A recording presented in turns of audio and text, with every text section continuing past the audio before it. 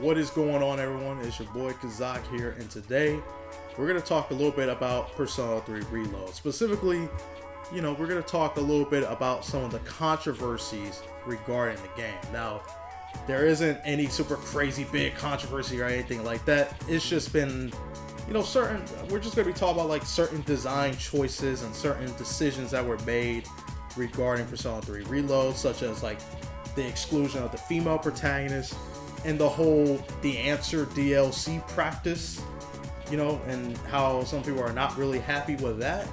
So, let's get into it. Let's start talking about it. So, recently, the producer came out and basically reiterated once again that the FemC is not going to be in Persona 3 Reload. He basically came out and was like, yeah, there's basically no shot of the FemC coming back in any sort of like alternate like re-release or version of Persona 3 Reload. And that got some people mad once again because, a lot of people are like, oh, why can't they do it? They should have just put her in the base game to begin with, and, this and that, and all this other stuff. And, when I hear all this like arguing and all this stuff going on, I always have to sometimes here's the thing. You have to sit back and actually look at the situation.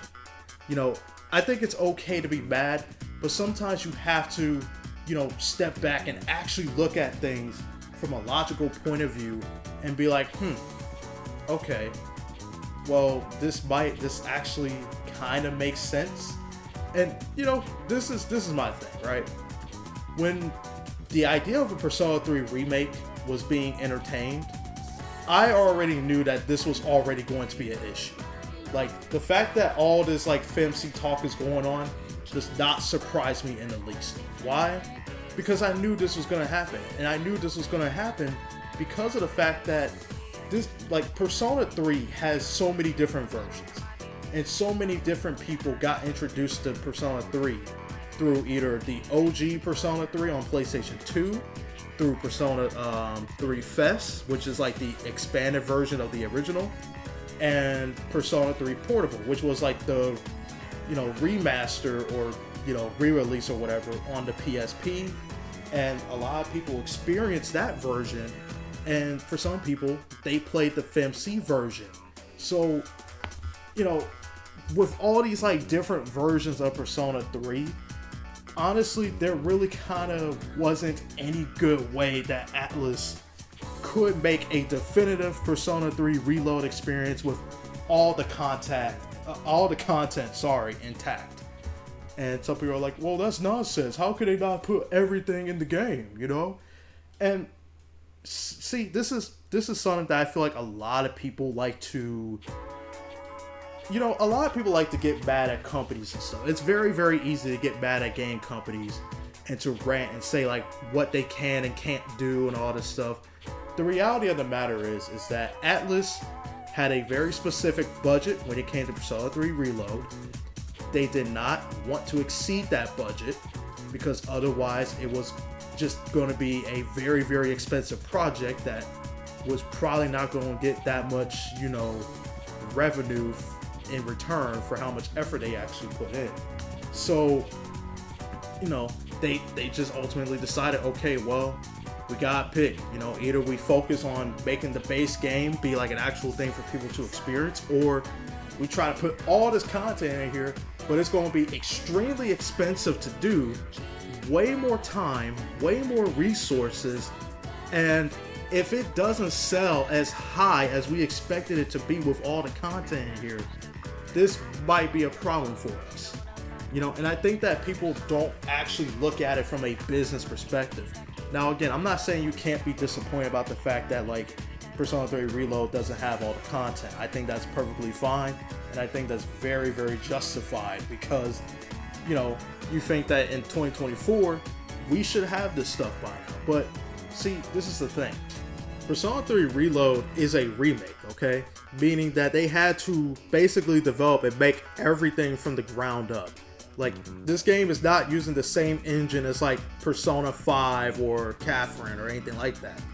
Everything we see in the game is completely built and made specifically for Persona 3 Reload, and trying to place the fantasy content on top of that, bro, I don't understand how everyone overlooks this and doesn't see how much work that has to be done to even include just half of her content in there. Like, it's a lot of time, resources, and money, and that's the big thing. It's money, and it's just not possible for them to do all that, especially since they were just focused on trying to get the base experience out there for people to enjoy. Let's be honest here. The FemC is not as important as Atlus will try to make people think that she is. The fact of the matter is that, the FemC is not the canon. Well, I don't want to get into the whole canon thing, but clearly Atlus does not want people to experience the female route as the main journey for the game. Clearly, the main experience that they want people to enjoy is with the male protagonist, aka Makoto. They want it to be that experience because that is the original, authentic experience of Persona 3.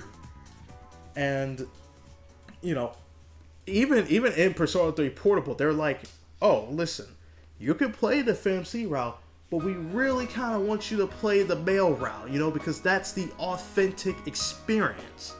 The FemC, as much as people are not going to like me saying this, is not as important as people think that she is. She's really, really not. She's not that important. And that's why they didn't bother including her into the remake, because she is not the integral part of the Persona 3 experience. Now, I get it. For some people, she is. And if that's your view and that's how you feel, then I can't take that away from you. And it's still valid. Don't get me wrong. I'm not saying it's invalid that, you want the FemC route. But my point is that the FemC protagonist was never really meant to be a substitute for the main Persona 3 storyline. She was never meant to be like a main thing. She was only added in Portable because they had to compensate for the fact that, wait a minute, this doesn't have the answer in it. So they had to add in something to kind of like make people go out and buy the game. And that's how the FemC came into play. They added her in because they wanted the extra incentive for people to pick up the portable version of Persona 3. And ultimately, at the end of the day, do I really care about the FemC myself? Not really. I honestly do not care. But again, I understand for some people, they really do care for this character. And I do sympathize with people that feel that way. But sometimes we have to be realistic.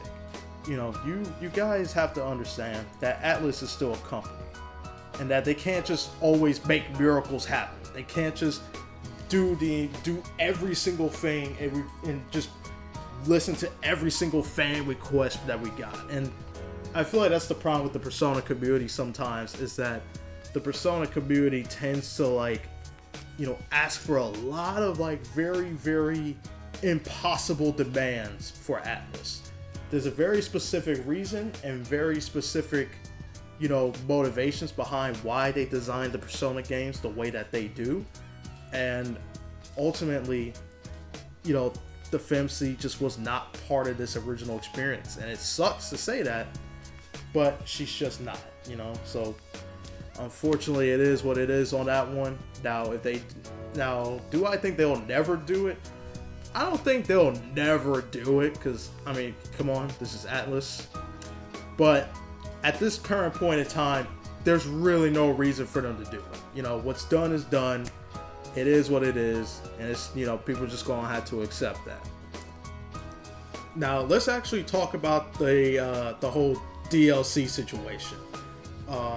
So basically, if you didn't know, Atlus basically came out and made an expansion for The Answer, which is the epilogue story that takes place after the base game. And in this expansion pass, they include the epilogue itself, an extra costume pack, and a bunch of music from Persona 4 and 5. And all of this basically costs $35, I believe. And this basically kind of annoyed a lot of people in the community because of the fact that we just had we already had to pay Persona 3 Reload, which was like $70+. And if you bought like the deluxe or collector's edition, you probably feel even more, cheated because you were promised that you were going to get all the DLC content. But, since this is an expansion and technically not a DLC that came out at launch, you basically have to pay for the expansion as well. Now, I'm a little mixed on this one because I personally agree with a lot of people that I think that this bundle is a little too overpriced for what we're being given here. But at the same time, I also seen people that kind of are like, the answers should have been included in the game. And once again, this pretty much just goes back to a lot of the things I said about the FMC, and it's just not possible. Like, it's literally not possible. Like, okay, there was literally no way that they could have made the base game, added the answer and the FMC on top of that, and been able to deliver the game on time. That just was not realistic. It was never going to happen. So I think that when people say that, I think it's very, very silly. But at the same time, it's like, this just wasn't a good look for Atlus, because this just is it basically kind of made people feel like as if they were cheated out of their money. Fortunately for Atlus, there really wasn't a way where they could introduce the answer as DLC, and it wasn't going to make people upset or annoyed because of the fact that they feel like as if it should have been in the base game. Like, it was a major damn if you do, damn if you don't type of situation they had to go through. So, they basically had to take that L on this one. But I do hope that at the very least the answer does turn out to be a good expansion, and they actually do improve upon it from the original, because the original epilogue just wasn't that great, even though personally I think it had a lot of great concepts to it, but the execution was just not that good. So I would hope for their sake that they actually do make these changes and improve upon it and actually make it a lot more enjoyable than it was in the original. I mean, it looks really, really solid. The visuals still look amazing as ever. The gameplay looks like it's got a little bit of changes to it to make it, even more fun than it was in the base game. The music, of course, is a banger as always. And it looks really, really promising. And heck, we even got Joker in there too. So that's something at least. So yeah, I definitely hope that this expansion turns out well. And I don't know if I'm going to pick it up day one, because, that price is a little high for my taste, but who knows? Maybe I might touch on it and probably do like a little review on it or whatever to get my takes on it. But that's pretty much it. That's all I have to say when it comes to this discussion. I'm very, very curious to see what other people think, because I know there might be some people that are going to disagree with me or potentially agree with me. But I'm open to hearing all kinds of takes and opinions on this. Because this is all just opinionated. This is all just how I feel about it. So I'm very curious to see what you guys think about this whole Persona situation. I'll definitely be checking the comments if I do get some. But yeah, so that's pretty much it. Until then, until the next video or whatever, this was Kazak, and I'll see you guys in the next video. Peace.